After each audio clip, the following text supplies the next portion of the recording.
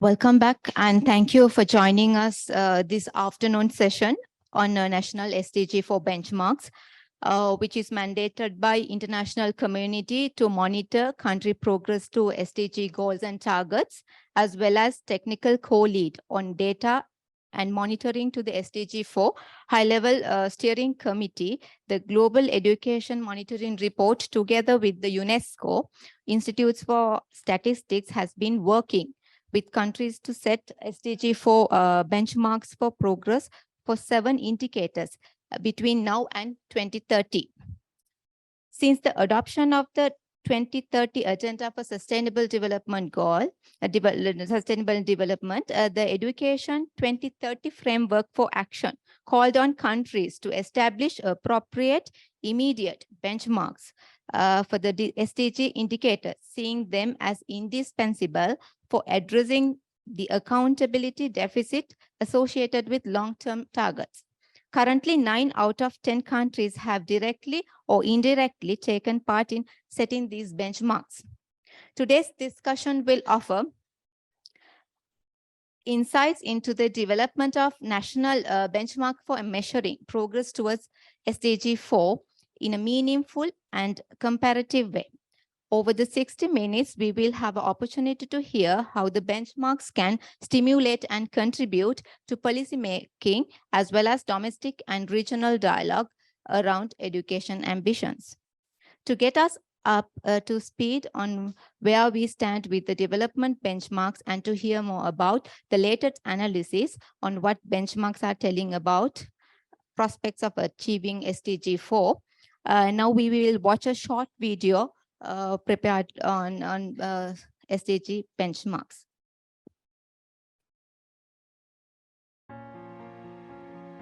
When the global education goal was set in 2015, countries were all at different starting points. Since then, 90% of countries have worked with UNESCO to set their own national targets for 2025 and 2030, called SDG 4 benchmarks. The benchmarks are based on countries' education sector plans. For countries with no national targets already, they used past rates of change to help map them out. National benchmarks have already been set for the number of children that will access preschool and school by 2030, complete each level of their education, and achieve minimum learning proficiency in reading and mathematics. Benchmarks also cover gender parity, teachers' qualifications, and public financing of education. Benchmarks could be used to help translate the ambition for renewal at the Transforming Education Summit into concrete commitments from countries. Commitments on digital education could be monitored by tracking benchmarks on school connectivity. Commitments on greening education could be monitored by tracking whether schools are environmentally friendly. Each new flagship to emerge from the summit could be monitored in this way.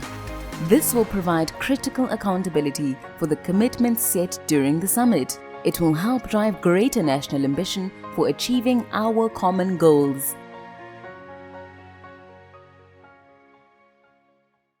We will first hear from Mr. Manos Antonis, who is joined by online Mr. Shalindra Sejal of UNESCO Institutes for Statistics. The floor is for you, Manos. Thank you very much, and thank you all for staying for the second part this afternoon. I don't know if we can load the second presentation. The idea that we're going to be presenting you today is also important for you all to think in terms of relationships between countries in the regional framework. Let me start by saying that in 2014, just before the Sustainable Development Goal Agenda 2030 came into being, there was a very important report by the United Nations Secretary General, which invited countries to essentially stick to a certain set of principles, a culture of accountability that will be based on principles, including benchmarking for progress. As you may know, generally the word accountability has not featured very strongly in Agenda 2030 because countries have not been very keen to be held to account for the commitments made in 2015 for the next 15 years. So there has been references to a so-called follow-up and review process, which oops, I think it's not on, which the education sector tried to find some solution around. So you see here from the quotes, essentially the SDGs should be based on shared responsibility. Now, how is that to be taken forward? Well, in education, the framework for action, which is the document that countries signed up to in order as a roadmap to achieve SDG 4, had a paragraph which, as Irosa mentioned earlier, called on countries to establish intermediate benchmarks. Now, benchmark is a word that may confuse you. What does it mean? It doesn't always translate very well. Essentially, they're national targets, but because SDG 4 has 10 targets, it was a bit confusing to use the word targets again. So benchmark is essentially what countries should set.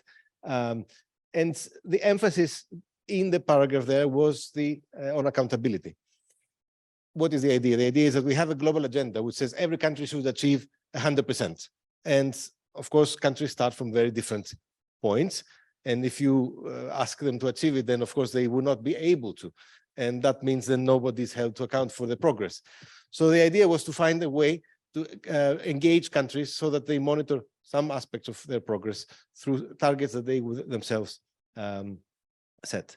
So this was there, but action was a bit slow in coming. So that's where the report team with the UNESCO Institute for Statistics came together and said, okay, let's see how we can operationalize that. We started in 2017 when the SDG 4 indicators were set.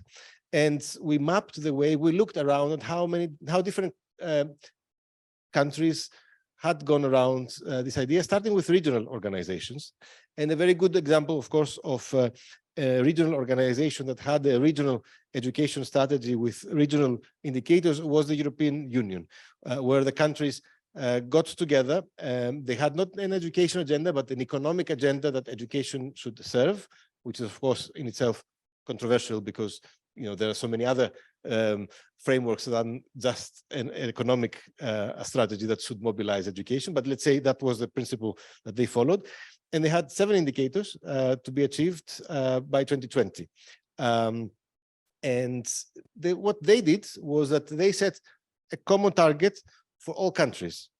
Some countries were above it, some countries were below it, but the idea was that all collectively should move to help for the region achieve that outcome. Some other regions had agendas, had indicators, but not necessarily specific targets about how to follow. But already there was some movement there that we wanted to capitalize on. I don't know if you've lost the view side of the presentation. It's coming back again. Essentially, the process that we followed was to get countries' representatives on what we call the Technical Cooperation Group on SDG 4 indicators. This is an intergovernmental group that our 2 organizations co-chair to essentially ask countries to advise which of those SDG 4 indicators would be good enough to set benchmarks for. What does that mean? We need indicators that are, first of all, measured by most countries. Otherwise, if we have gaps, then it would not be very useful. We want them to be relevant for policy. And we also want them to be sufficiently mobilizing countries to improve. I don't know, it's still not working. And now I cannot do without it because it will be, I think you need to see what the 7 indicators are. But just to whet your appetite, I think you heard them also in the video. Here they are. They don't correspond to all our SDG 4 targets, but only to some. There are 3 in basic education. How many children are out of school? Second, how many children complete each level of education? Third, how well children are learning at 3 points in time in the education cycle. Then the 4th indicator was that on pre-primary education attendance. A 5th indicator was linked to the one before, was in secondary completion. What is the gender gap? The 6th was the percentage of teachers who are trained according to national standards. And the seventh was the pair of indicators on public expenditure in education. In fact, the only indicator for which targets were already set to be common, at least 4% of GDP should be spent on education and at least 15% of the budget. Now, what we have done with these 7 indicators, we went to countries and we asked them to submit their own national targets for these 7 indicators by 2025 and 2030. And we made it very clear that we didn't want countries to come up with something new that had not been consulted or agreed. The first priority was simply to feedback what targets they had on these 7 indicators in their own national sector plans. Sometimes the indicator was not exactly the same, was a little bit differently defined, but more or less in the same area. So we had discussions with them on that front. We have published a series of reports last year.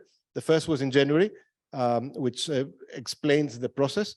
But in July and September, in view of 2 high-level events that happened on the international front, first, the high-level political forum, which is the meeting where every 4 years education is being reviewed as part of the SDG agenda. And secondly, the one-off events that you heard also in the video, the Transforming Education Summit, which was called by the UN Secretary General because he wanted to include education in our common agenda, which is the UN Secretary General's agenda for his mandate. This summit was dedicated to education. So we wanted to see how we can use that opportunity to make the benchmark approach followed more widely. So this publication, well, as I mentioned, its last edition is in September, explains the process, explains what countries have done. Its annexes show how many countries have submitted a national target for which indicators for every country, and then what these national targets, what these national benchmarks are. The publication also shows what you heard maybe in the video, that participation in this process has been good, very strong. 64% of countries, so 2 in 3 countries, have directly submitted their national targets to this process for at least some indicators, not necessarily all. 2 regional organizations have participated in this process by sharing their regional targets. And within them, some countries have gone ahead to also have their national. But overall, the Caribbean community and the European Union have participated in this way. In addition, we've done our research. And even though some countries, despite our efforts, they did not manage to share what they had done, still 14% of countries have targets, national targets in their national plans, which we have incorporated in the process. It's their own targets, so we're not changing anything. Hopefully, they can become a bit more formal in the months and years to come. So we're only left with almost 1 in 10 countries that either have plans without targets or we could not find evidence of a plan. So 9 in 10 countries can participate now in this process. And if I'm not wrong, I think this is the point where, yes, it's just a last remark before I hand over the micro to Shailendra. The report also shows, and that's quite an interesting example, how this process has not been mechanical for many countries. It has been based on an examination of their sector plans. And there are 12 case studies in the report that show how countries from all over the world, from different regions, India was the case study in South Asia, referred to how they developed their benchmarks and how they are linked to their policies, because this is what closes the circle. There's no point having targets when you don't have policies to support them. So the case studies refer to selective policies that are there to support the achievement of these benchmarks. So with that, I think I can hand over to Shailendra, who can share the experience of South Asia. Thank you, Manas. And good afternoon, colleague. And namaste to my Nepali colleagues. When we started the benchmarking process in South Asia, first we started organizing regional consultation at the regional level, and then including SAARC, all the countries except the Afghanistan could not participate. Every country has participated other than Afghanistan, and Afghanistan, we took their national benchmark target in the benchmarking process. And most of the cases, it differs from country to country. Many countries in the region have organized 1 or 2 national consultation. It's a long workshop, like inviting all the stakeholders. And some countries has done their own internal process, and they have submitted the national benchmarking to us. In that case, most of the countries have covered all the indicators, especially in the learning part. There is a lack, and there is, some of the countries could not include the benchmarking process. And we did sometime like individual countries consultation. We provided technical assistance to the individual countries, individual consultation, group of the people, group of the experts. Sometimes we also organize a big. Some of the country organize the big consultation, inviting most of the people working on education. And some countries, they didn't organize a national workshop as such, but they also did a consultation with us a couple of times. It's not only one time. And then once they finalize with this internal process, through the formal process, they have sent to us. So when we see the world, the plan, when you see the pre-primary, how, it has a average, it's around 77, 78, but, plan to improve almost like 100%. And the interesting part in the outer school children in the South Asian context, this is the global figure, but I will go to another figure also. This one, if you see at least in the primary level, the goal is to make it 0, which is really encouraging, at least in the policy, at least in the planning. All the countries are trying to make it almost, there will be no outer school children in 2023 to 2030. But in terms of lower secondary and secondary, definitely it's not targeted for the 0, but at least it has planned for the substantial reduction. And the completion rate and other things, it's planned to increase much. But if you see the teacher training, because Manos was mentioning that we use the national definition of the trained teacher. If you see most of the cases, it's targeted for almost 100%. Shall we go to the other one? When you come to South Asia, in terms of reading proficiency, it has planned to increase a bit, but not really high, because our baseline is really 0, like really low. And we also, UIS has also provided, based on whatever we have available in our website to the country. That's what what is the data available, latest data. At the same time, we also projected some of the figures and providing minimum level of regional as well as feasible for the national benchmarking process. But most of the country in the region, they did themselves, not much relying on what we have provided, but they have done extra calculation. And when we see in the teachers, it's almost 100%, like most of the country, it's already almost 80% in primary teachers trained proportion. But when it comes to completion rate, it's still a long way to go. And the upper secondary, especially the completion rate for upper secondary and the learning part, still a long way to go, even if we rely on what the targets set by the country. And when you go by country, Bhutan has set, like a little bit further lower than. One of the interesting part you must have seen in Bhutan and India cases, the recent data shows that the learning level has gone a little bit down. And one of the case study, what Manos was mentioning, is from South Asia, is India. We have done thorough analysis, how the process has gone, how the learning data is available, not only learning data, all the data, but here the example is the completion rate. When you see this, like this, it's not, target is really high, but in some cases it's not much high.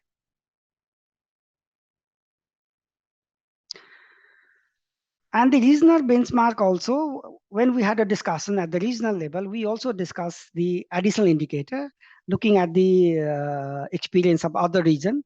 UNESCO has been the sharing experience of other, what you say, the European Union, they have also set 7 benchmark, and the African Union has also set benchmark. They have also added, out of the 7 benchmark, added few other indicators also, which we have not mentioned here, but they also have additional indicators. In South Asia region, the country has added 4 major indicators to be included in the regional benchmarking and the sub-regional benchmarking process, and still is the discussion that we had a capacity building workshop last month. We thoroughly discussed with the technical person that's what could be the possible indicators, where would be the minimum set of benchmark. Still, they are in the consultation process. I hope within certain time frame, it will come back to us saying that they have been set for the what we have been discussing. One of the indicator is participation rate of the youth and adult in the formal and non-formal education. We UIS also have less data point on this area, but everybody is focusing on the higher education, much like the gross enrollment ratio for the primary education, though it is one of the SDG4 thematic indicators, but it was not included in the benchmarking process. The government of the region has decided to include this. The other one is focusing on the technical and the vocational education, which also say that the participation rate in the technical vocational education program, which is one of the priority in not only in the East Asian countries, even the South Asian countries are focusing on this area. The last one is STEM field. This STEM field is also one of the priority within the higher education. They would like to see one of the benchmark on how many, like the share of the tertiary student in STEM area. Next, please. Okay. So should I take over to describe the last few slides? Sure, please. So just for those of you who may not have heard it properly, there was a really very good workshop organized by the UIS just a couple of weeks ago, I think, here in Kathmandu, with all South Asia countries developing, capacity development on all statistics, but also in particular with the benchmark indicators, which was another very good example of regional collaboration. So what are the plans from now on? We have done all the hard work, and now it is the point when we really need to start reporting. And that's, of course, when things become more sensitive, when countries recognize that maybe their progress has not been as good as that has been set as a target. So in January, we plan to have a report on how countries have been progressing. And here is a bit of a glimpse of how that might look like. Remember that the key point is how countries are progressing from not with respect to the 100%, but with respect to the progress that we know that countries that started from that point have achieved.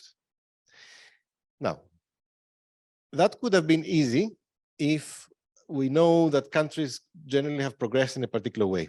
That's what we've done at the bottom, what is said there as feasible progress.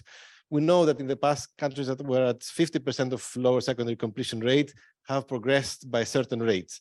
And we have estimated, okay, if countries were to move faster, not impossibly faster, but faster, where would they be? So that's how we will be documenting the progress. Are they moving above even that most hopeful and optimistic projection? Or are they moving fast, but maybe not as fast, but fast enough? Or are they moving too slow? Or are they actually even regressing? But in addition, countries have set their own national targets. So we will also report against their progress towards the national targets. But if you saw that graph that we showed earlier, not all targets have been set well enough, in the sense that the idea of setting targets in education is quite recent. So we definitely need to make sure that, and that's the second most important and perhaps even more important objective of this exercise, is not to hold countries to account for the progress, but to help countries set better targets that are better informed in evidence and can realistically use and compare themselves with others, and they know that that comparison is a valid and fair comparison. So that is a report that we will be documenting hopefully every year on the International Day of Education, which is January 24th. And we hope that this process will improve countries' planning activities. You can find the statistics on the targets, what countries have actually set in the site of the UNESCO Institute for Statistics, which is called the Global Education Observatory, which will be enriched once we start reporting also on the progress, where you see where countries are and where we're planning to go. Let's take a look at the reasons overall. I described the two main objectives, but I think it's important to also take a broader perspective. National SDG 4 benchmarks are important because they help for the first time mark the contribution that each country will be making to the global agenda. We have a global goal, but not everyone can fairly and realistically be expected to achieve the maximum. Essentially, what we are doing is we're bringing to education the approach that admittedly has not worked very well, but has helped countries be held accountable in climate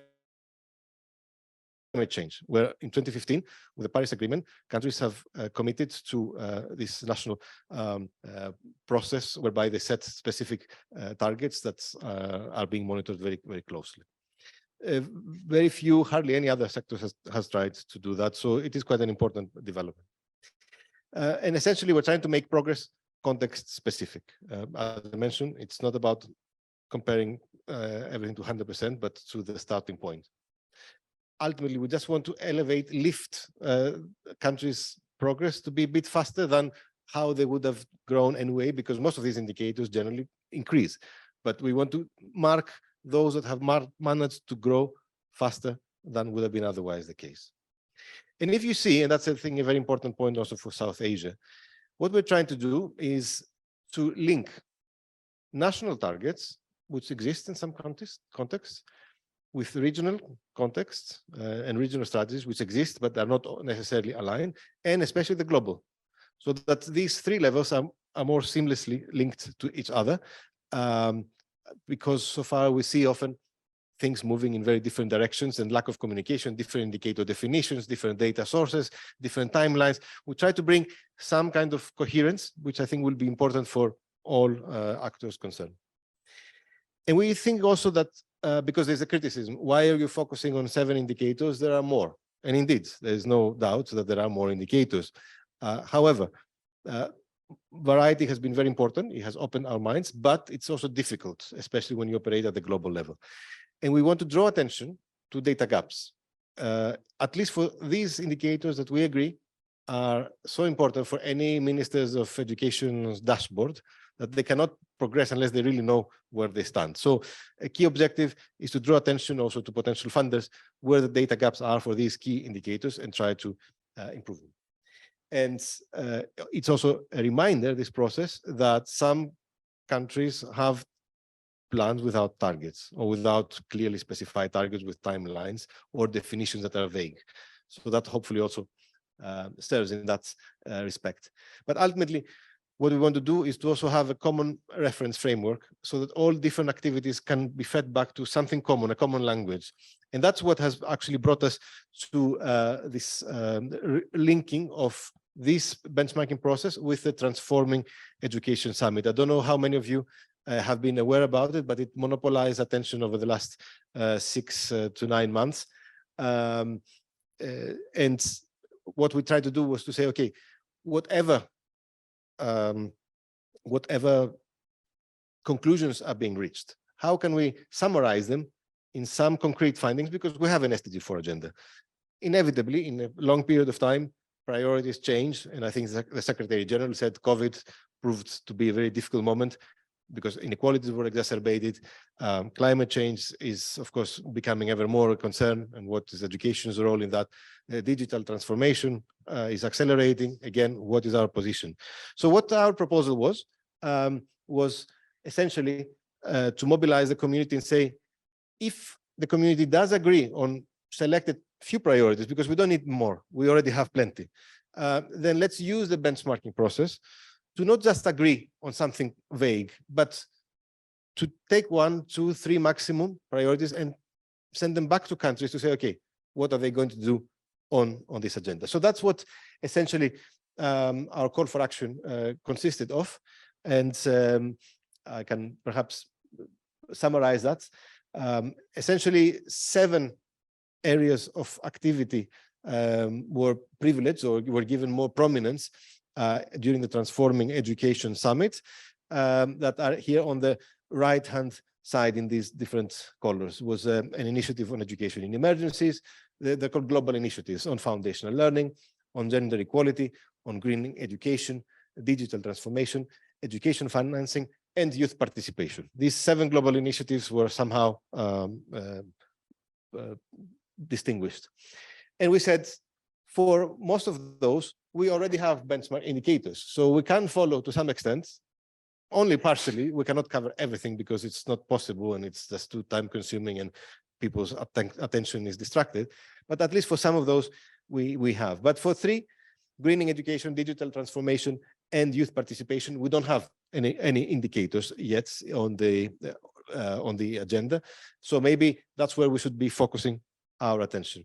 And we made the suggestion that we will be working, and indeed in the coming weeks, as part of our regular process, we'll try to see, can we have a good digital transformation indicator, greening education, and youth participation. On digital transformation, in principle, we have the connectivity of schools to the internet, which we know is only partial, does not say much, but it is a good indicator of the extent to which countries manage to introduce the ICTs in education. And it's also already a global indicator, so it's easier in the sense that it's being reported. On greening education, of course, we know it's a big conundrum. How do you link knowledge to action and everything in between? There are a few proposals around the table that we will be pursuing. And finally, on youth participation, it's not one that is really to be benchmarked, in the sense that either you have it or you don't, and it's very difficult to be specific, but there has been a proposal to identify whether youth councils are being consulted, whether there's a formal process to include youth in policy making. And it's true, some countries have, some countries don't, and that might be one way forward. So that, in a nutshell, is a presentation on what is happening on that front, and be more than happy to answer any questions you might have.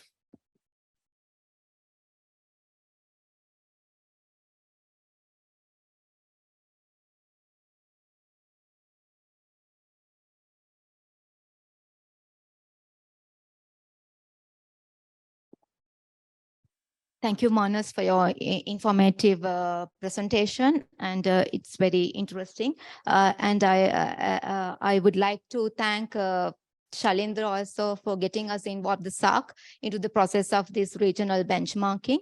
And as clearly articulated by Mr. Manos, the 3 process of this national benchmark and regional and the global, how it is connected, and the framework of this commitment, how it is doing the evaluation. So I'm very much thankful to you.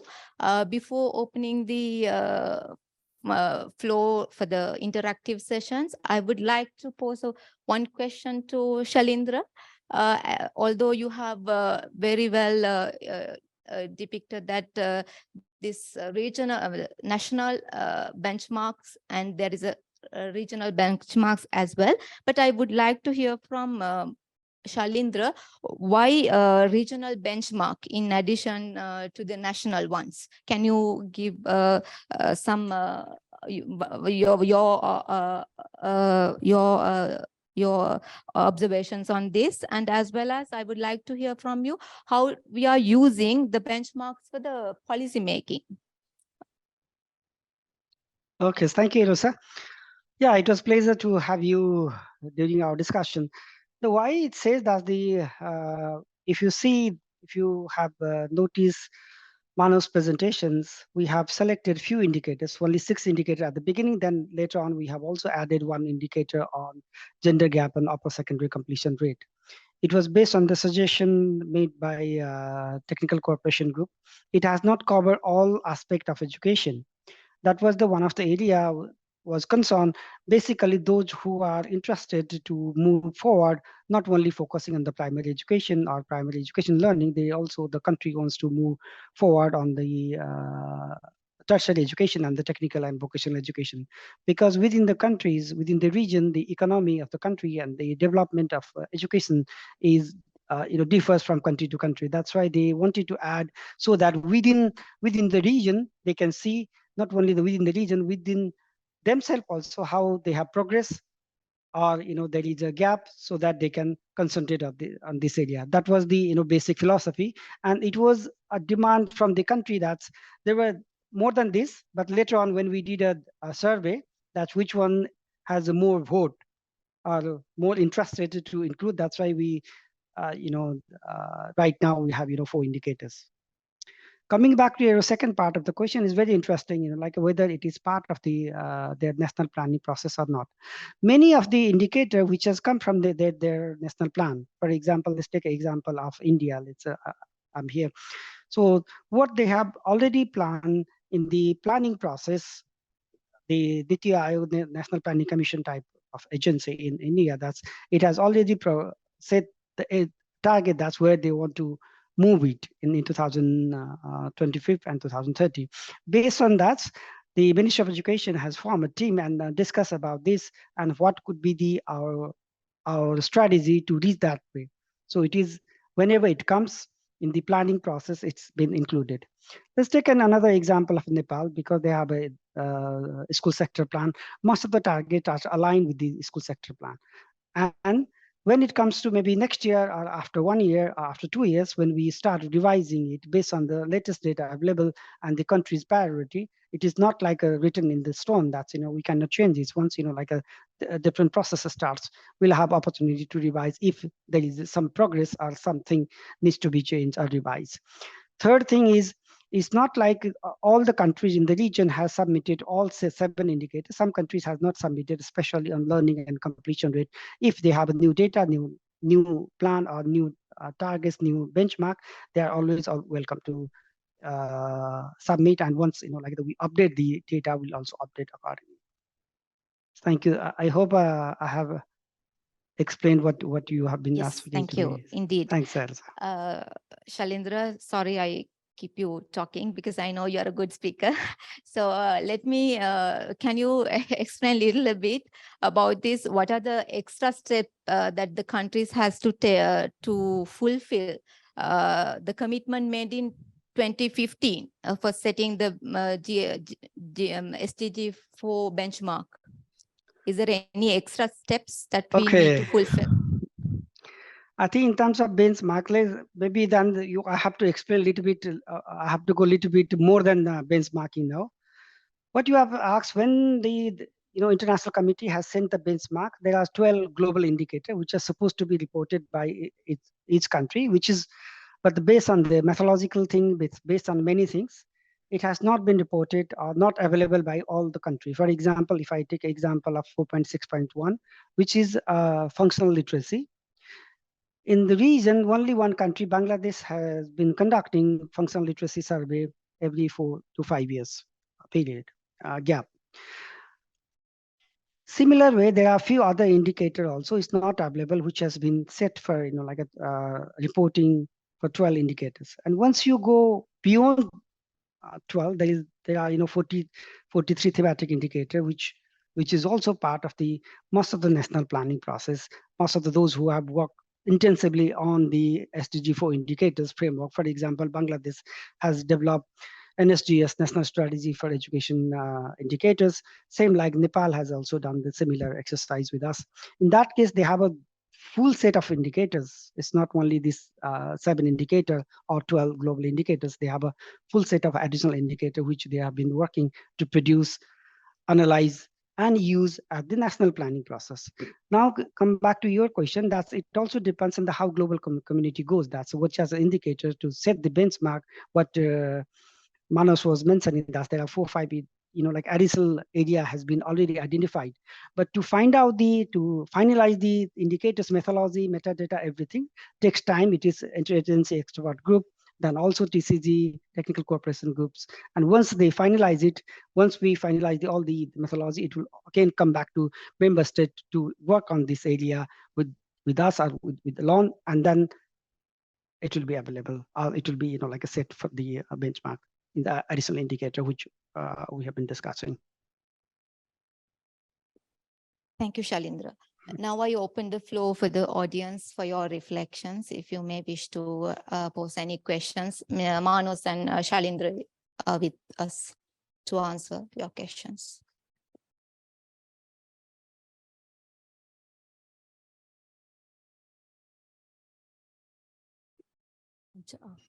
Thank you very much for the board presentation. For the board presenter, I'm Sanju Nepali. I'm the Regional Inclusive Education Specialist to work for Handicap International. So my question actually, so going through the presentation, I have seen the equity dimension on the indicators, SDG 4 monitoring framework and the benchmark indicators. So I have seen the indicator, the equity dimension that the gender gap was mentioned. So, but I was just wondering, so the disability is also there because, so disability dimension shouldn't be forgotten because this, this area we need to focus if we really want to achieve the SDG goal 4. So I was wondering whether any discussion on this area and why this dimension was not mentioned, has not been mentioned there in the indicators. Thank you. We'll take the questions first if you have many other. I saw there somebody is raised. Yeah. Yeah, thanks. I'll try to be brief with mine. So I guess the first thing, a question directed to Manas would be, in reflection, when there's been this process to select a subset of priority indicators, is that a reflection that too many SDG 4. The 10 areas, having this multiplicity of sub-indicators was with hindsight a problem because it distracted away from the set that is now emerging as a priority set. And then linking to the theme of this morning, the sort of state to non-state, I mean, clearly the enrollment, participation, completion indicators are of all children, but I think the risk is on the I completely agree that learning SDG 4.11 A and B, I think the two that are there on early years and primary learning, but also the trained teachers, are these of all children in both state and non-state? And is it possible to get together those data? Because clearly there's a tendency for government reporting systems to focus on the public sector. I think it's really interesting to try to come up with an indicator around the climate change and the greening agenda, just given how much that has grown. I do wonder whether the SDG 4.1c, the learning at the end of lower secondary, would also be a viable candidate, given that one of the key things that any country needs to adapt to mitigate climate change is to build beyond the core competencies of its young people. Thank you. Are there any questions? I saw someone is raising hand from this side. Even I do have a question to pose. Introduce yourself first. Sorry? Introduce yourself. Okay, thank you. My name is Kapila, and I work for the education, culture and security sector in the Secretariat. So as per the presentation and our representatives from the member states who delivered their review on the report online, I learned that the countries, member states of the South Asian region have different experience and different perspective on this non-state actors playing in the education sector. So are there any recommendation or any specific observation for common national SDG benchmark in the region? That is my question for you. Okay, thank you. The floor is for you, Manas.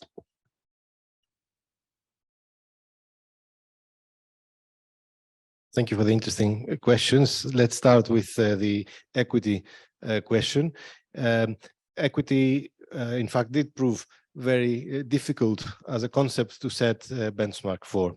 Why? Before we move to disability, there are three dimensions, three individual characteristics that are commonly used to describe whether education development is equitable or not. It's sex, so male, female, is location, usually urban and rural, and wealth or some type of economic background, so income, consumption, or wealth. The trouble with the last two is even though we're extensively using them, they are not necessarily defined in comparable ways. We're based for many countries in some common definitions of wealth.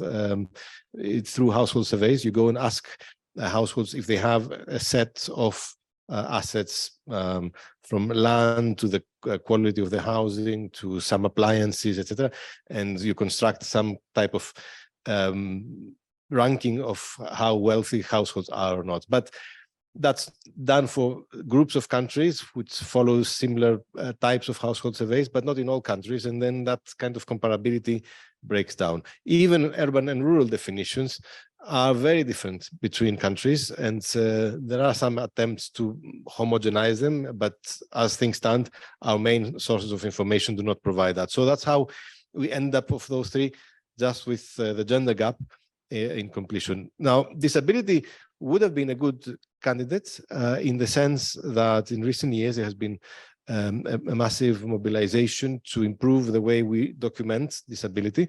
I started at the UN level already almost 20 years ago. It took some time, but we now have a set of questions that are increasingly being used in censuses and surveys to achieve that. We documented all these efforts in our 2020 reports, which actually focus on the theme of inclusion.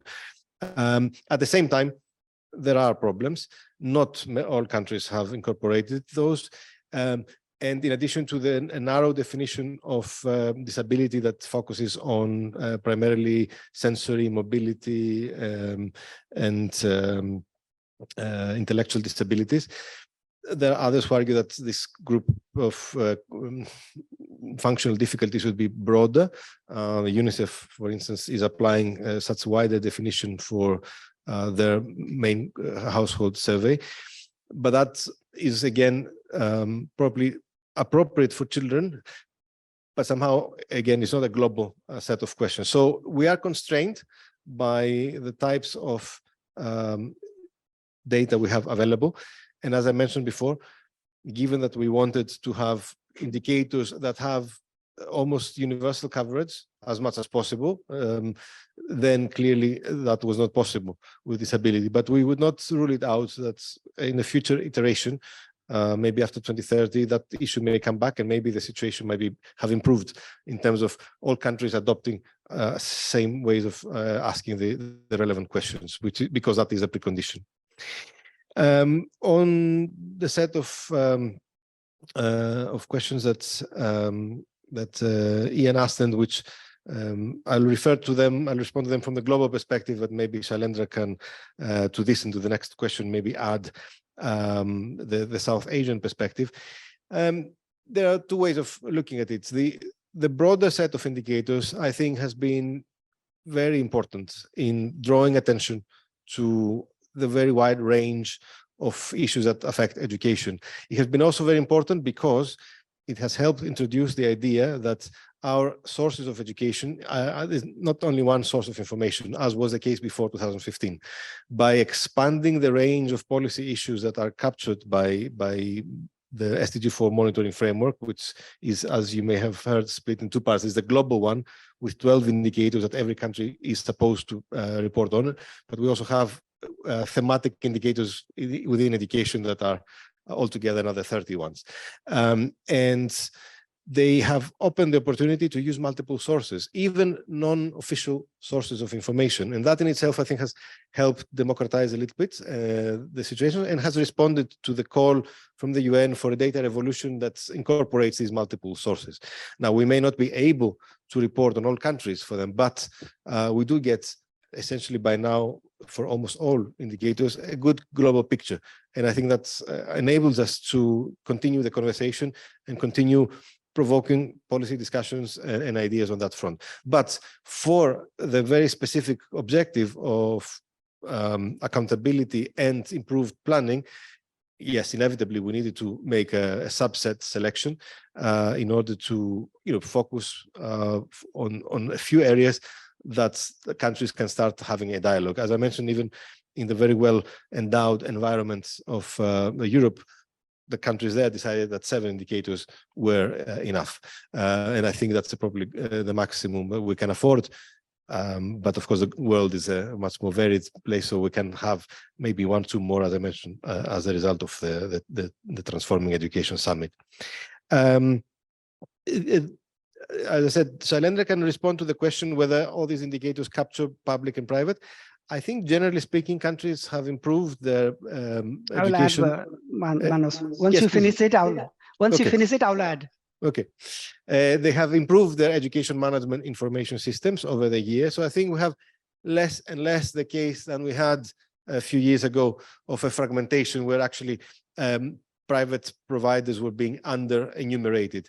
But you're right that teachers in particular may be one of those cases where we don't have enough information because that is not properly documented, especially if you have unregistered schools. But remember, and that's one of the big contributions we have made over the last couple of years in partnership with UIS, is that for two flagship indicators, the out of school rate and the completion rate, we are no longer relying just on administrative data. We have developed new methodologies that combine multiple sources using the best practice that has been followed in the past in health, because health indicators also have had multiple sources, and they started using them already 15 years ago. We've tried to bring these techniques in education, so that I think, generally speaking, protects us from the fact that we may have omission biases. Now we can provide quite comprehensive signs of progress. On greening education, there is in principle a global indicator, but it's based on a self-reporting process, and that has considerable weaknesses. It's not an easy topic. There are a number of proposals on the table, and we will be discussing those at the first attempt in 2 weeks ago, how we can, in 2 weeks from now, how we can make some progress. There is the concept of learning, whether we can use a learning indicator for environmental and climate change education in particular, but this to some extent has long been proven not to be right, because inevitably what you will see is richer countries doing better in science literacy, for instance, than poorer countries, and actually that would be showing the opposite of what happened in practice, because it is the richer countries that pollute more. So somehow we need something that will demonstrate in a more equitable way how bigger polluters are doing to address the problem. There has been a possibility of focusing on curriculum, a curriculum indicator, to what extent national curricula capture that. There is some progress there, but it's also quite a complicated issue that is not just a ticking box exercise and requires some expert views for that. So that's also a problem. Another option is to focus on infrastructure questions. If we have a good indicator of whether a school is suitable, environmentally friendly, it may be capturing a very, very small part of the bigger reality, but that in itself could be a good indication of how seriously governments and countries and communities, school communities, are taking into account the need to have buildings that are appropriate for the current crisis. So again, I cannot say anything on that. Several ideas are on the table. It will not be easy, but we're trying our best to see how we can bring the international community together. So let me stop here because I've talked a lot, and maybe Shailendra can say a few things about the South Asian perspective, including on the last question. Thank you, Manas. Yes, I think it's a good question, looking at covering both private sector and the public schools. It depends on in the South Asia is a diverse country, like a small country is not an issue. For example, Maldives, even the private sector gets public fund. That's why for the Maldives, it's not a problem of the reporting. The same like for Bhutan, the small country is not an issue. So coming back to more bigger countries like India, Pakistan, and Bangladesh. Yes, one of the problem is progressively, slowly, the UDIs in India, IEMIS in Nepal, and EMIS in Bangladesh is trying to cover all types of school. It's been considerably successful, but at the same time, we cannot guarantee that all the private sector has been reported, though theoretically it says that it's 100% coverage, but it doesn't seem like 100% coverage. It has a problem to report on this. Having said that, when like a national, when they were setting the national benchmark, they also consider the household survey data, which has come, like has also produced the similar. I'm using the term similar indicator. For example, like out of school children is the same, but the way household survey asks the question and how the administrative survey calculate the out of school children, these kind of things was on the table for the discussions. And once they finalized that, these could be the one of the way to take it forward. And they have said the benchmarking process. But yes, this is one of the issue, but it's not like maybe like a 25-30% differences. No, I don't see that much of differences. But yes, it has a problem to cover all types of schools, including private schools.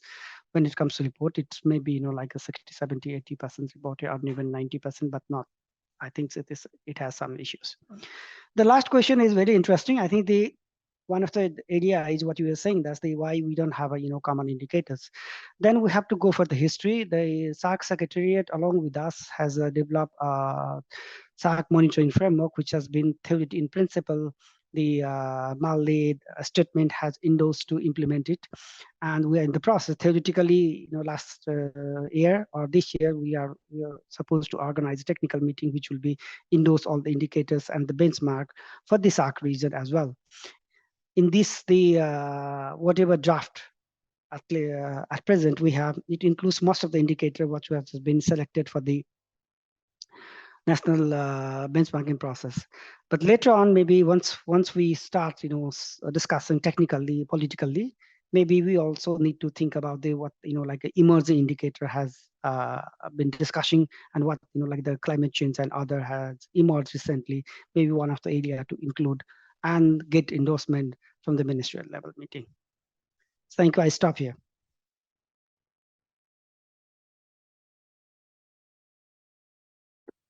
Thank you, Manas. Thank you, Shalindra. And wish you all the best for the SAARC regional benchmarking process. I think we have been successfully starting the fruitful discussion about the ways we can build culture of learning, knowledge generation, and evidence-based alternative to accelerate the progress towards SDG 4 regional and national framework targets. I ask you not to leave this discussion here when you log off today, but to harness this momentum and the potential support provided by greater collaboration between us and you, return to your ministries and your respective missions following the pre-summit. I would like to extend an open invitation for you all to follow up with the GEM report team to identify the ways they can support your aims and accelerate improvements in education within and across the countries. I want to underline the value of the GEM report to aid you all in the development, effective processes, and measurable outcomes to support our national and regional education agendas, and underscore the importance of the benchmark as a key outcome of the Transforming Educational Summit. Now we will move into our third and final session today, strengthening regional cooperation.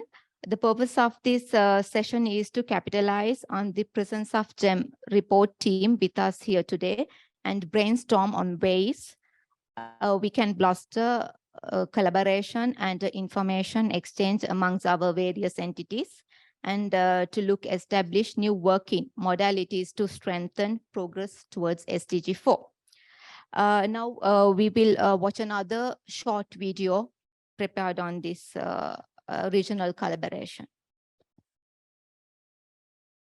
The Global Education Monitoring Report was born 20 years ago. In 2015, it received an official mandate to monitor countries' progress towards the education goal in the 2030 Agenda, SDG 4.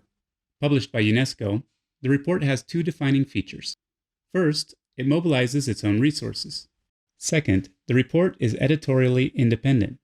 This means it is not beholden to the interests of any country, organization, agenda, or group.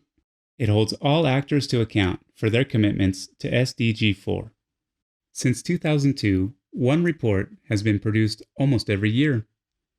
But the GEM report is so much more than just one annual report. It has helped shape education policy debates and decisions at national, regional, and global levels. It has 5 websites, multiple publications, data analysis, and runs frequent advocacy campaigns. Support the report and help it strengthen its voice for change.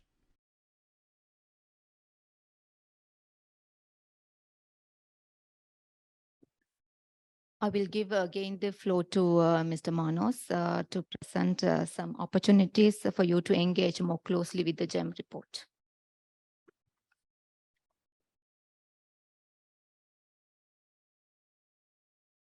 I hope the third presentation is also launched. Just a note to say that the work on the National SDG 4 benchmark is a joint work with the UNESCO Institute for Statistics. In fact, the UNESCO Institute for Statistics is much closer to countries, organizing the different workshops, building capacity and helping answer questions, nuanced questions related to indicators in line with its mandate, of course, to be the main data producer. But it's a great partnership with the UIS being the main data user and the GEM report being the main data producer and the report being the main data user. So here I'm just going to take you through a range of outputs that we do. Some we have already discussed, some not.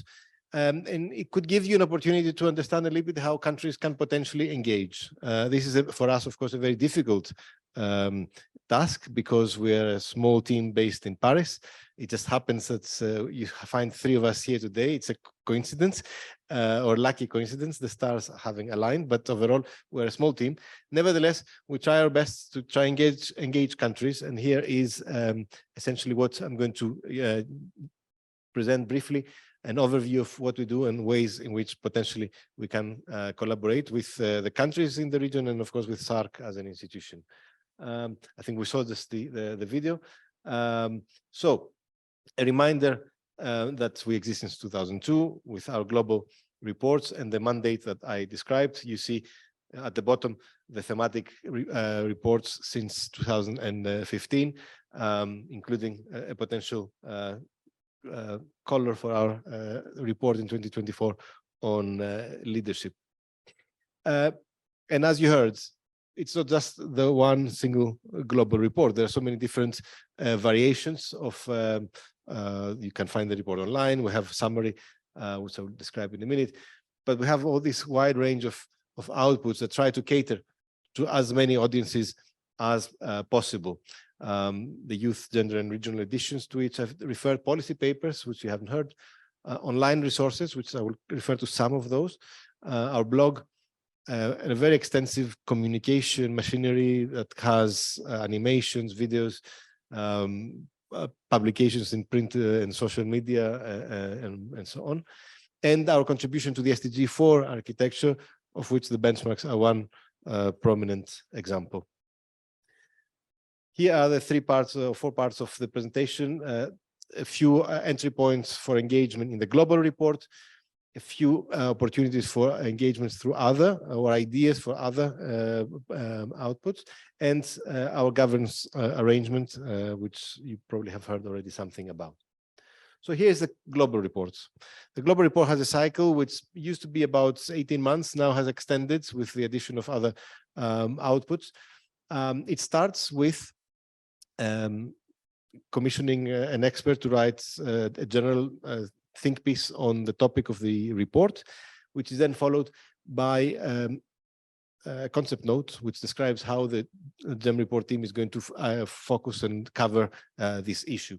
And then we embark at a very extensive consultation phase, which in fact has deepened very much over the last cycle or 2, which then leads to the reception of comments and feedback from very different parts of the world on their priorities on this issue. Then we start drafting the report. The report is actually drafted in-house. It's not commissioned externally.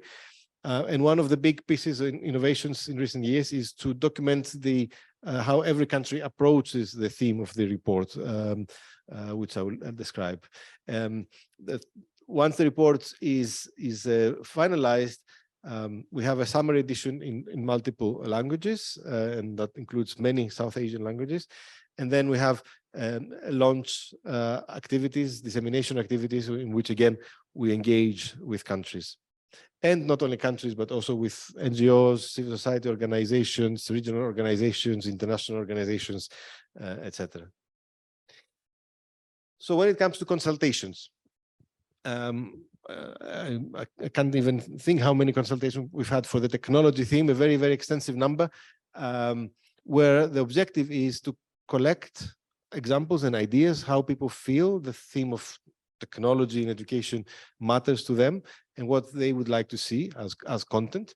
And also it serves as a potential approach to engage the future readership, so that at least they have heard about it and they anticipate, and they can be ultimately the best ambassadors for transferring and transmitting the message. So one potential there, for example, of a country engagement is recommendations on experts that they believe should be part of such consultation, and sources, any ideas, written ideas documented in examples of policies, of research items that can be contributed.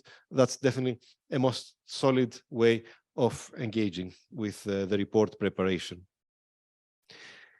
The second is this resource to which I referred earlier. The report is very large for many people, but considering that it tries to engage such diverse communities everywhere in the world, even in its 150 pages where it covers a theme, still it doesn't always cover every country. So we felt that it was necessary to ensure that every country's experiences are reflected.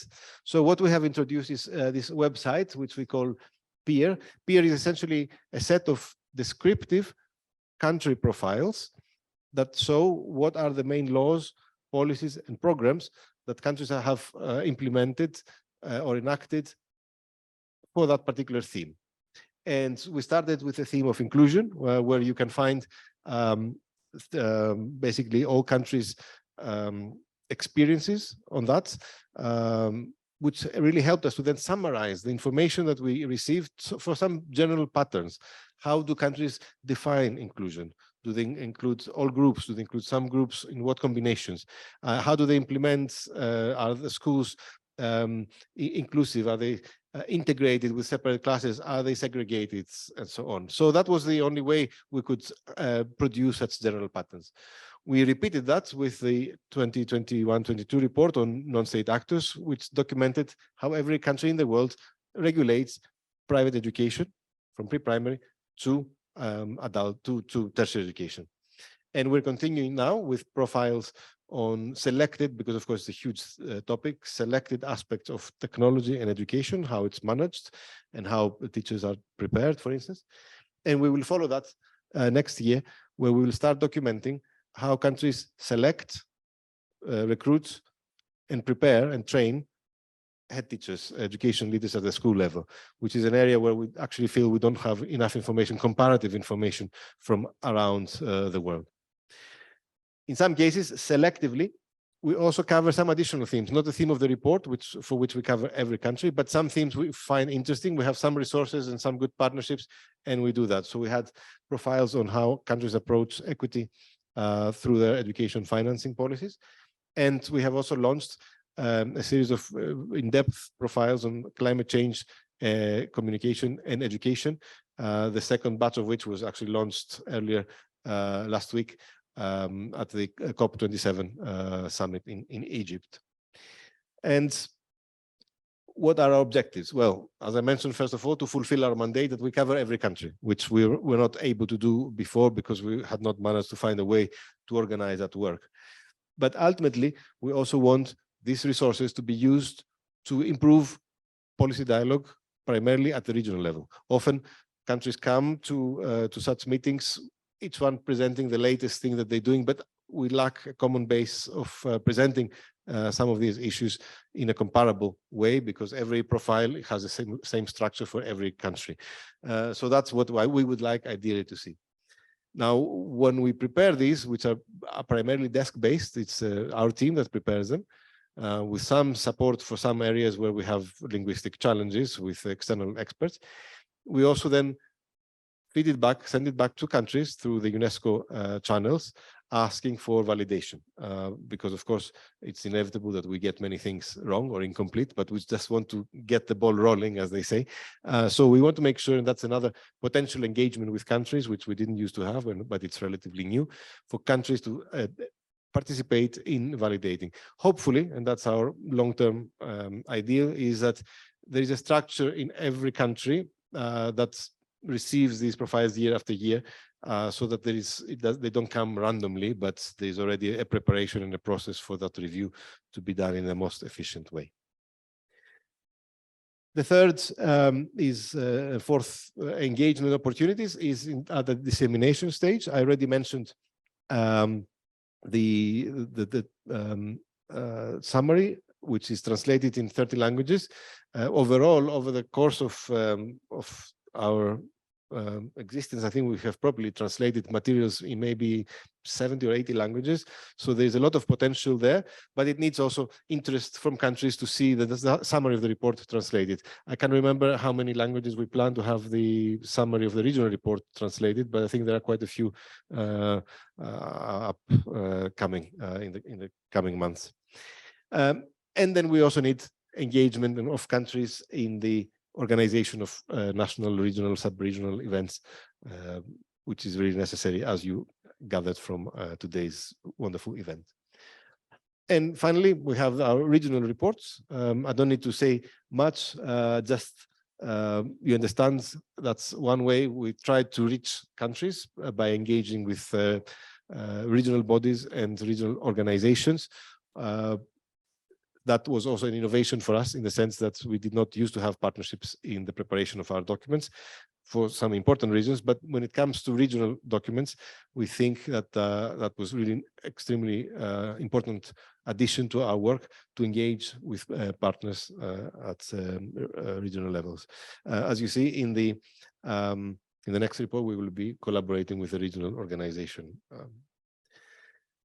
Now, one example, I'm not going to tire you very much, but we have also gone a step further in terms of collaboration at the country level, with a first experimental for us approach to do a regional report that will involve direct collaboration with countries. Now, our capacity is, of course, limited, so we cannot do that very extensively, but we have found this process extremely reinvigorating and interesting in terms of its capability to engage countries and the region. While the regional reports focus on the theme of the global report, in the case of Africa, we focus on one theme, which is foundational learning, so learning in primary education. And for that is a partnership with the regional entity called the Association for the Development of Education in Africa. But we also have got the African Union to engage and now be a formal partner in this effort. And the way we have worked on that is that we have when visits 3 cycles. Africa is, of course, a huge continent and a very large number of countries. In each cycle, we cover 5 countries in depth and others through case studies, but we work directly with the governments and we produce a country report in collaboration with the government and local partners. And ultimately, all this, we don't have an expertise at every country level, you can imagine. But what we are trying to do is to engage these governments as champions of the issue. And then what we have done with the African Union is to introduce a peer learning mechanism.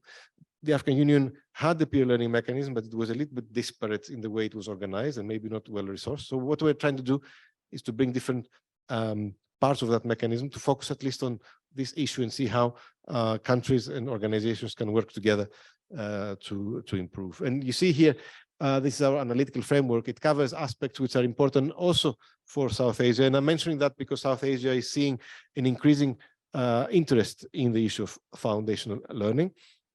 India has just introduced a large federal program on this topic as part of its national education policy, which is new and it's only just now starting. But Pakistan also has shown a lot of interest in improving this situation. So that's something that perhaps could be a potential opportunity to work also in this region. But you see the issues there as whether governments understand the issue, whether they show leadership, how teaching and learning aspects like language of instruction, pedagogy, textbooks are being addressed. Teachers, their preparation, are they prepared to achieve that vision? Head teachers, which I mentioned will also be our global interest. District education officers, how are they trained to support countries, schools to improve learning? The engagement of the community and the engagement of experts in the country to have a robust learning assessment system, because if you don't know how well you're doing, you don't know what you're achieving. So these were our overall objectives: to place foundational learning at the heart of the agenda for those countries that need it most, although practically every region has some challenge of that kind or another, to develop recommendations at national level, but then ultimately to bring these recommendations at the global level, at the continental, level for that. So the idea is we have a first opportunity to engage with countries, which we've never done before.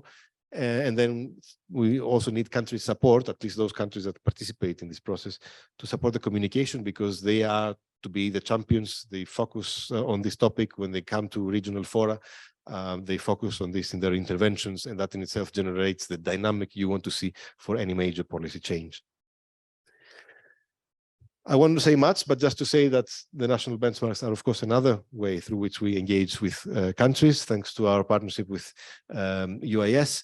And we do expect a lot of attention to come after January, when we start reporting, when countries will start contesting. Was it really the baseline that? Was the progress documented? Is it correct? Have you classified this correctly? But as we said, we're not worried about that. We're ready to take that criticism, because we believe it is very, very important to generate the questions and the debate in the countries, whether countries are doing well or not, and they can define and engage their own standards of what would be good performance. But opening that discussion is a priority for us. And as I mentioned, last but not least, linking the agendas at that level. We think that that's a public good that we all need for better communication. My last slide, just a reminder. Countries are not members of the advisory board of the GEM report. Instead, regional groupings at UNESCO appoint or decide on regional experts who represent regions and not countries. So that's by definition, and they have to be not governmental experts. That's a precondition. But we do have a constituency on regional organizations, which actually existed for some time but had not been mobilized, but we have now mobilized it in the last 4 years. And this has been extremely interesting. SAARC was the organization representing this part of the world in Asia for the last 2 years, 2021, 2022. There will be a rotation. There will be now new representatives, new organization that we will be looking for, but there are not that many organizations, so we do expect that the SAARC would be hopefully back in a few years' time to represent that part of the world. But that opportunity has really been very helpful, because organizations have looked at our work, they found it interesting, and then that has led to a number of opportunities to engage. So I mentioned our work in Africa. There's also more work coming up on Latin America and the Caribbean, and as I mentioned, also Southeast Asia. So that engagement has been very productive. So that brings me to an end. I don't know if Priya might like to add a few things on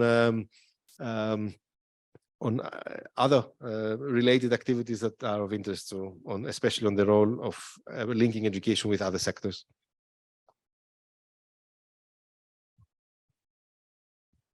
Thank you so much, Manos.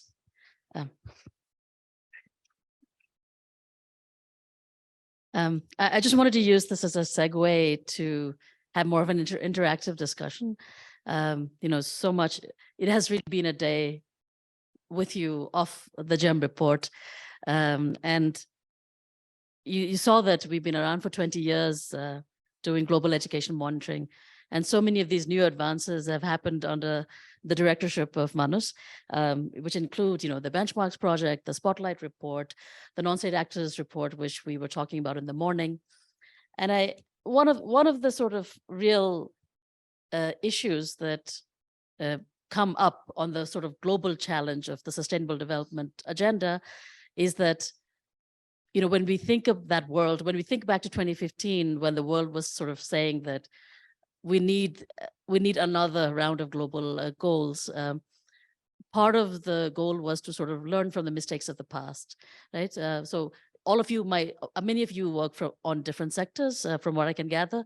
Not everyone here is an education expert, but we know that, this idea of, let's say, ending poverty, ending hunger, ending malnutrition, and climate change has been around as an issue for many, many years, as long as any of these multilateral efforts have really existed. So the SDGs, when they were being decided in 2015, it was a long collaborative process, lots and lots of conversation around what should be there, what should not. But one of the things, they really talked about was how you cannot view this as it cannot be like the MDGs. It cannot be about the poor countries of the world, right? It needs to be about the whole world together, because otherwise, the world will stay alive, but humanity might not survive. And especially on the climate issue, as you saw, we're doing more climate change work, and I do think that climate change as an agenda has picked up quite a bit more than it used to be. But something that I've reflected on since I've started thinking about this education's role in sustainable development is that as the world needed more of this, we sort of entered into an era where there was less money for it, less interest in multilateralism, and and the devastating, multiple crises, including the COVID pandemic. And I say this not to sort of prompt, a whole deliberation on the SDGs, but I thought that I would just ask you to sort of reflect on this whole, day of sessions, to maybe, think about your comments in terms of, from whatever sector you're working on, what sort of thoughts did you have about education before today? And what new thoughts do you have now that you've listened to this whole day of education?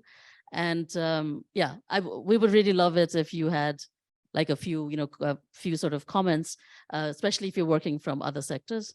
And I also would maybe would you like to moderate it, Rosha? Or I'll continue. But yes, I think just to take a show of hands, of course, you can also ask questions about the topics that just came up.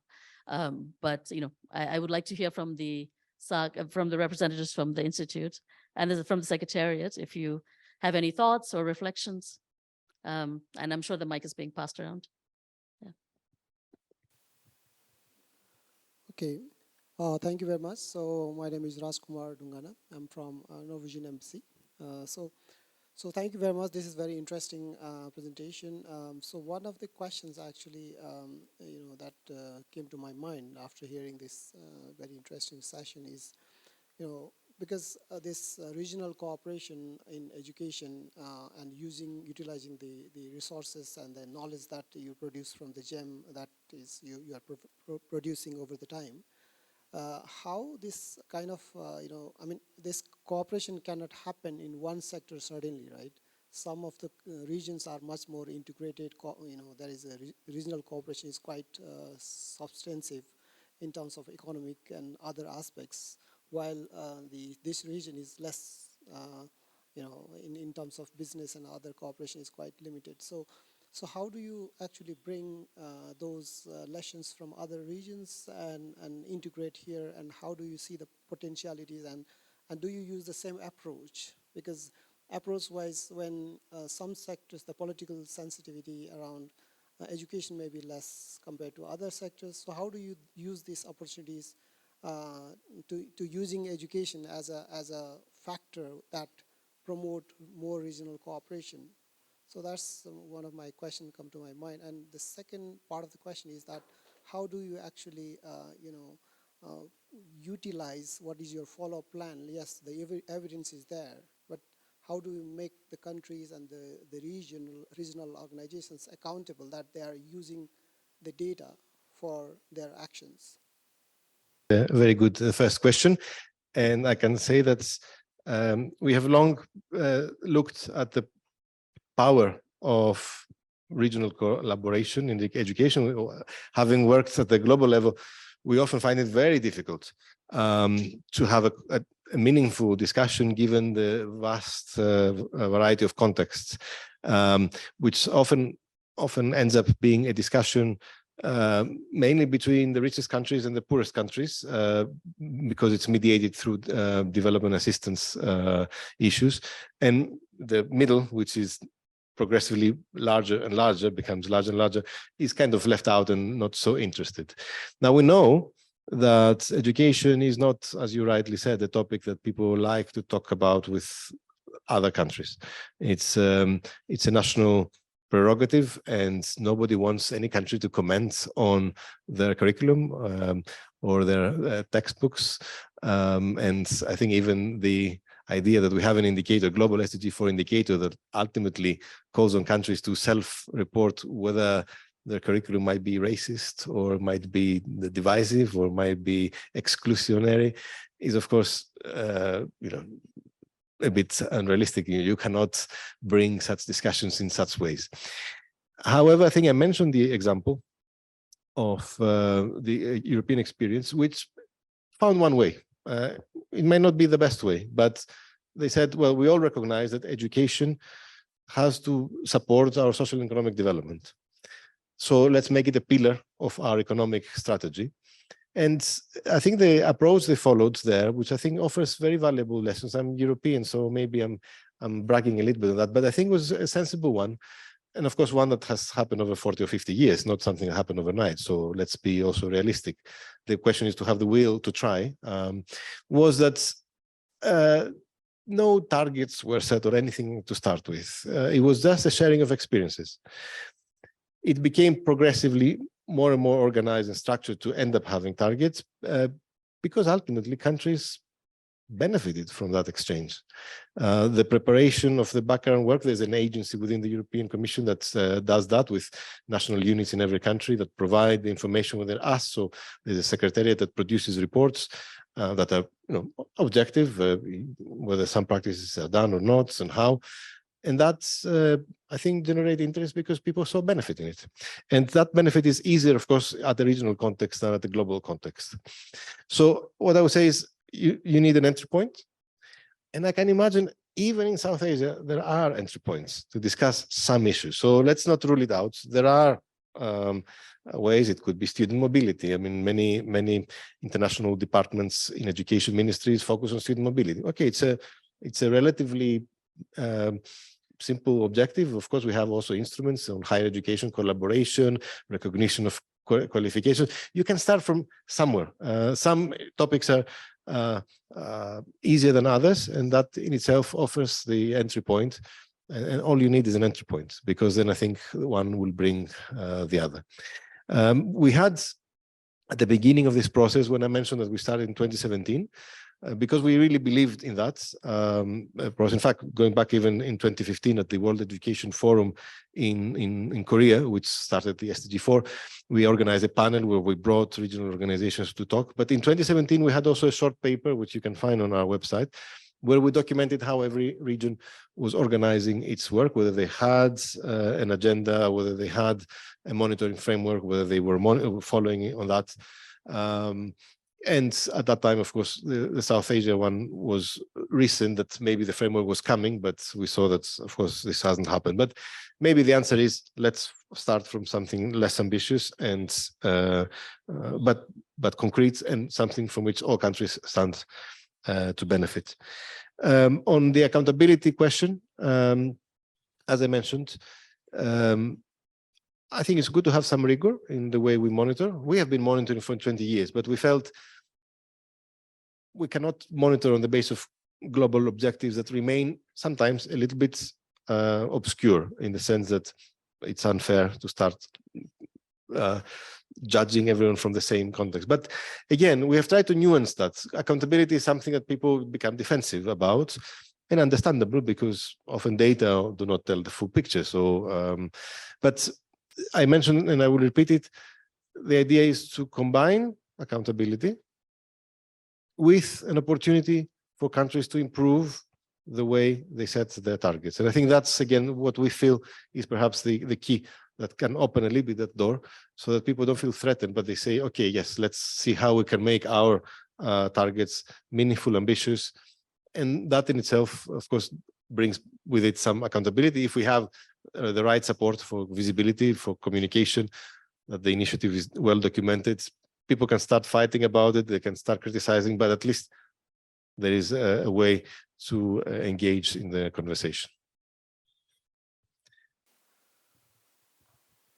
Hi, Manus.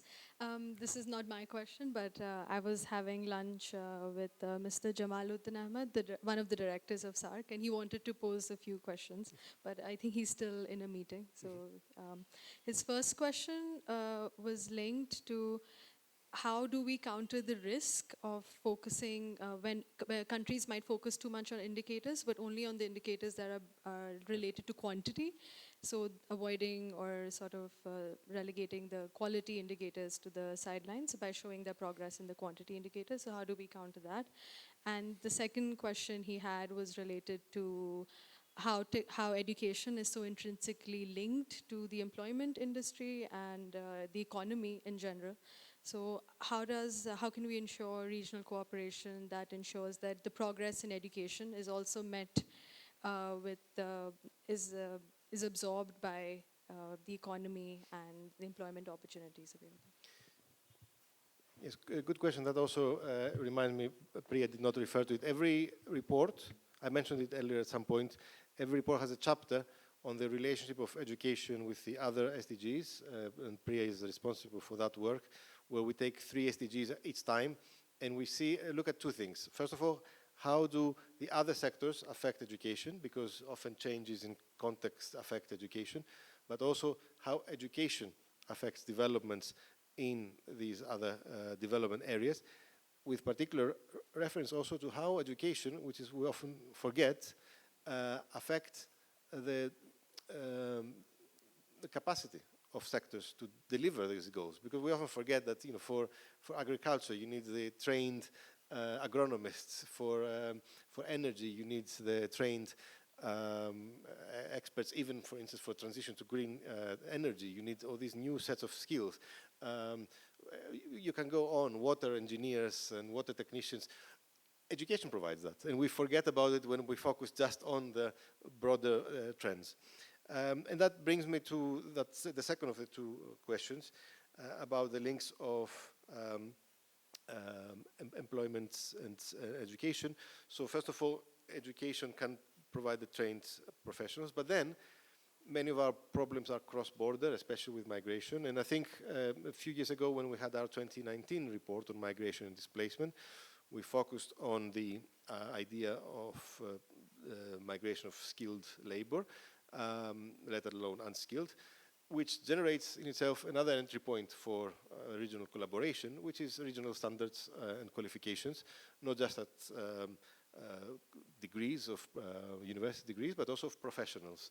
And we know, again, it's a complicated process, and there's not much intra-regional migration, but there is some, and that's again a potential entry point, maybe a bit more controversial, more politically sensitive in some cases, but still an area where, at least for some skills that are in needs in different countries, might be quite helpful to set standards. So that's again an area where potentially in the future SAARC could be interested. Just to close on the risk of indicators that are quantifiable, yes, there are of course risks for that, especially at the national level when countries only focus on those. And we have seen that was also a large part of our argumentation in an earlier report in 2018 on accountability in education.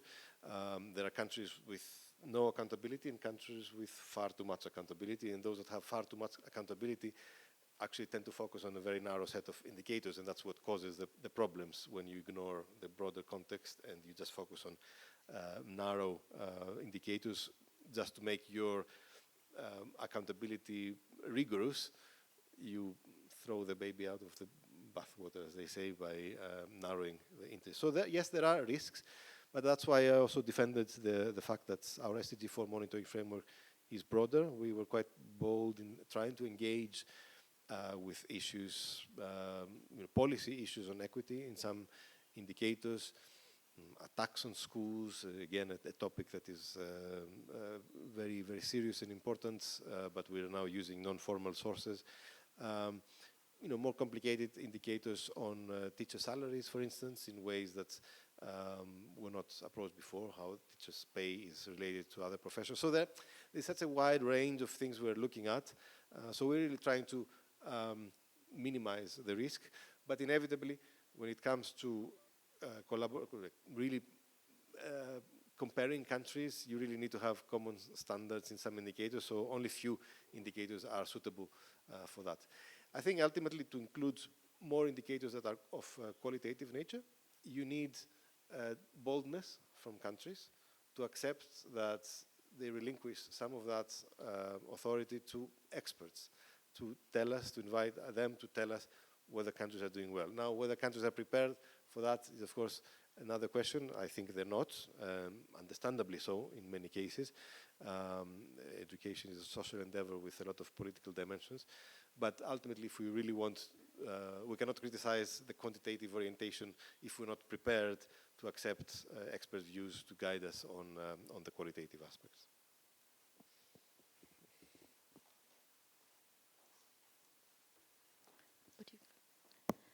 Thank you so much. I really do hope that you've left with a lot of knowledge, a lot of interesting ideas from all of the different ways we look at education, how we monitor it, how we thematically understand it, and I hope it, at some level reflects in all of your non-education sector work as well, or in your other work with other sectors. And I would just like to thank Erosha for organizing this and for being on our advisory board, and request her to now close the session. Thank you so much for this invitation. Thank you, Manas. Thank you, Priya, for your sharing your knowledge and the wisdom with us today. And as you have indicated in the last part of when you are answering the questions, you have made the reference to SAARC, the regional collaboration. So I would like to add some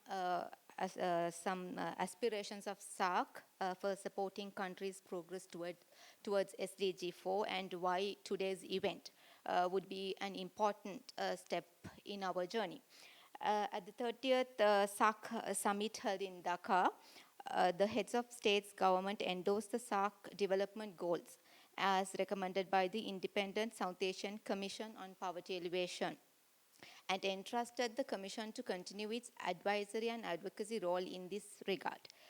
The SAARC development goals are expected to help member states to galvanize their development efforts, offering a space in which all sections of society can come together to debate national and regional priorities, but there will be only finally serve their purpose if they pay due attention on the remaining gaps on the changes needed to meet the rights of everyone, especially the poorest and most vulnerable. Advocacy for greater resources is already underway, but these resources need to be complemented with appropriate institutional changes to ensure that all these goals are within reach. As stressed by the Secretary General during his remarks in the morning, the SAARC is looking forward to working very closely with UNESCO and the GEM team in this regard. We have covered a lot of ground since this morning and have started several fruitful and rich discussions, which I hope will continue beyond these walls. We have come to the end of program. It has been such an honor to be a part of this wonderful event. I would like to extend my heartfelt gratitude to our esteemed guests.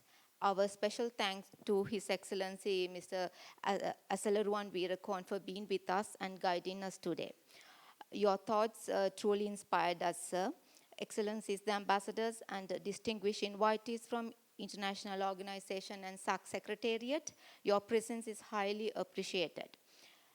On behalf of the SAARC Secretariat and the GEM team, I would like to thank you all for your participation in today's event. A big word of thanks to those who joined online today with us.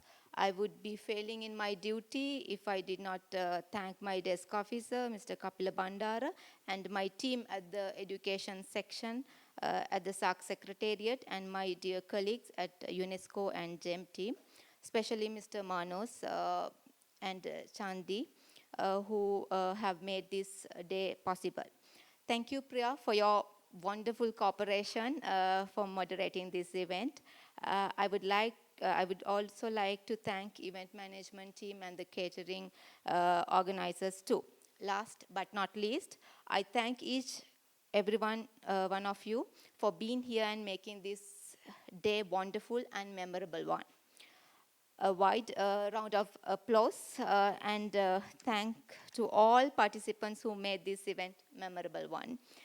Once again, thank you for your presence here and making this time to be with us today and helping us make this event a grand success. I would like all of you to invite for a coffee before you leaving the Secretariat. I wish you all a safe and pleasant journey home.